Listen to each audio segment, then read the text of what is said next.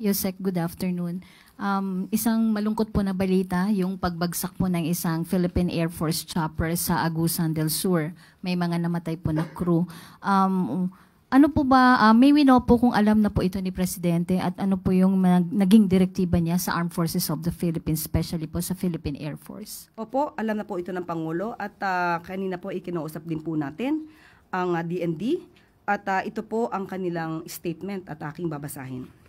The Department of National Defense extends its heartfelt condolences to the bereaved families of the 6 Philippine Air Force pilots and crew of the Super UA that crashed in Agusan del Sur on November 4, 2025.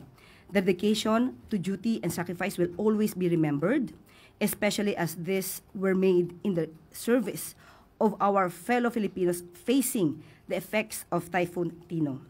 We pray for their eternal peace and shall extend all available support to their families at this difficult time. Ayon din po sa Pangulo, pinapaabot niya ang kanyang pakikiramay sa pamilya ng mga nasawing mga bayani ng ating bansa at ang lahat ng tulong na nararapat ay dapat na iparating sa mga naapektuhan na pamilya. Salamat.